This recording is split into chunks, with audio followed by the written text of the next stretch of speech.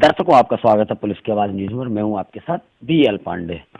आज हम आपको ऐसा मामला दिखाने वाले हैं जिसको देखकर आप कहेंगे क्या ऐसा भी कभी हो सकता है, और ये हो नहीं सकता है, हुआ है।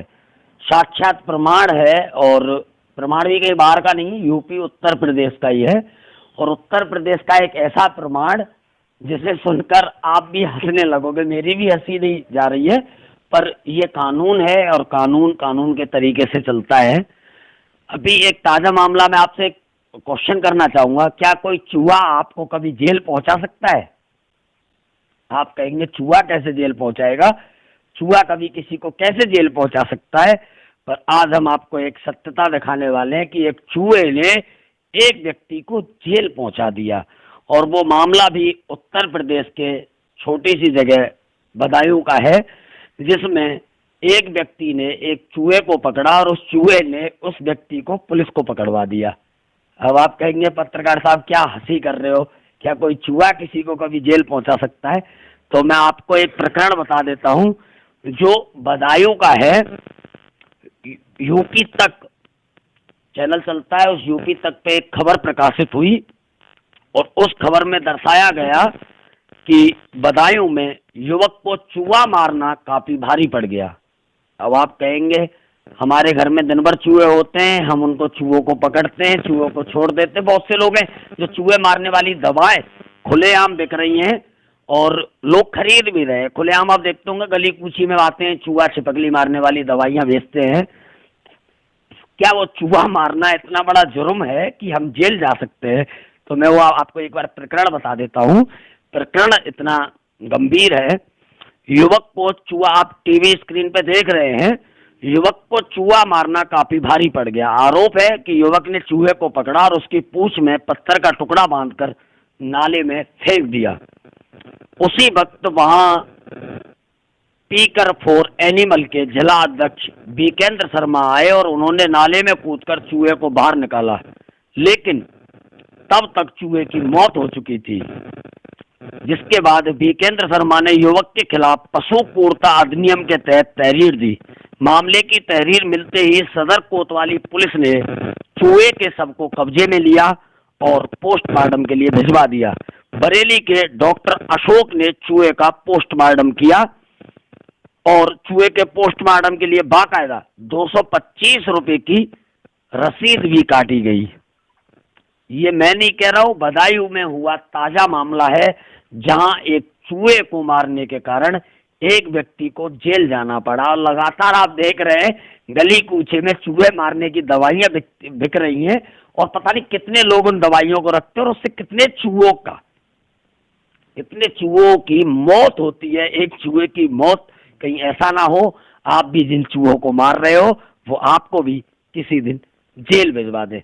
पशु क्रूरता अधिनियम के तहत FIR दर्ज हुई, और FIR दर्ज होने के बाद उस चूहे का, आज तक आपने लोगों का पोस्टमार्टम सुना होगा, मगर एक चूहे का पोस्टमार्टम पहली बार बदायूं जिले में हुआ, और बदायूं जिले में उसका पोस्टमार्टम होने की बाकायदा 225 रुपए की रसीद काटी गई। और इसका प्रमाण यूपी तक चैनल के द्वारा दिया गया है, जो कि सोशल मीडिया पे काफी लोकप्रिय हो रहा है। कहीं ऐसा ना हो आप जो चूहे के लिए दवाइयां खरीद रहे हो, चूहे को मार रहे हो और चूहा आपको भी जेल पहुंचा दे, तो सावधान हो जाइए। कहीं ऐसा ना हो आपको भी उस चूहे को मारने के जुर्म में जेल जाना पड़े। हमारी हंसी भी थोड़ी सी इसलिए आ रही है क्योंकि ये पहला प्रकरण ऐसा उत्तर प्रदेश में आया है कि एक चूहे को मारने के कारण एक व्यक्ति को जेल जाना पड़ा। लगातार क्राइमों की दुनिया में क्राइम बढ़ रहे हैं, मगर ये पहला ऐसा क्राइम है जो लोगों को जानकारी नहीं है। पशु क्रूरता एक बहुत बड़ा अपराध है, और लगातार आप देख रहे हैं जिसको हम गौ माता मानते हैं, उस गौ माता को भी लोग डंडे से वंडे से मारते रहते हैं, तो वो भी एक पशु क्रूरता के अधिनियम के तहत आता है, जिस अधिनियम के तहत आपको जेल भी हो सकती है। तो देखिए बदायूं में जिस तरीके से एक चूहे की मौत को लेकर बीकेंद्र शर्मा, जो कि स्पीकर फॉर एनिमल के जिला अध्यक्ष हैं, उनके द्वारा एक FIR लॉन्च कराई गई और उसमें कार्रवाई भी हुई। मगर देखा जाता है कृष्ण की नगरी कहे जाने वाले मथुरा वृंदावन में लगातार किसी ना किसी तरीके से गौ माता पे क्रूरता की जाती है। मगर उन पे कोई कार्रवाई नहीं होती। एक चूहे को मारने के जुर्म में आदमी जेल जा सकता है, मगर 33 कोटि देवी देवता जिसमें विराजमान है और उसको लगातार पीड़ित किया जा रहा है, उसको लेके कहीं कोई कार्रवाई नहीं होती। कितने लोगों की मौत हो जाती है, उसको भी तरह तरह से टहलाया जाता है, मगर एक चूहे का पोस्टमार्टम तो कराया जाता है। जब एक गाय मरती है, मगर उस गाय का पोस्टमार्टम नहीं कराया जाता। ये कहाँ का नियम है? लगातार ब्रज की नगरी कहे जाने वाले मथुरा शहर में आप देख सकते हैं, हर कथा व्यास हो या अन्य इत्यादि जो धर्म का प्रचार प्रसार कर रहे हैं, वो गाय के नाम पे पैसा मांगते हैं। मगर आप कभी मथुरा वृंदावन आए हो तो इतनी गाय रोड पे घूमती हुई मिलती हैं और लगातार दुर्घटनाओं का कारण भी बन रही हैं। क्या जो लोग पैसा ले रहे हैं उसको कहीं गाय माता के लिए लगाया जाता है? क्या जो जिस तरीके से पशु एक्ट बनाया गया है उसका कहीं भी उपयोग हो रहा है? जिस तरीके से ये लोग लाखों करोड़ों रुपए हमसे और आपसे गौ माता की सेवा के नाम पे लेते हैं, और गौ माता की सेवा तो शायद कहीं देखने को मिल रही हो।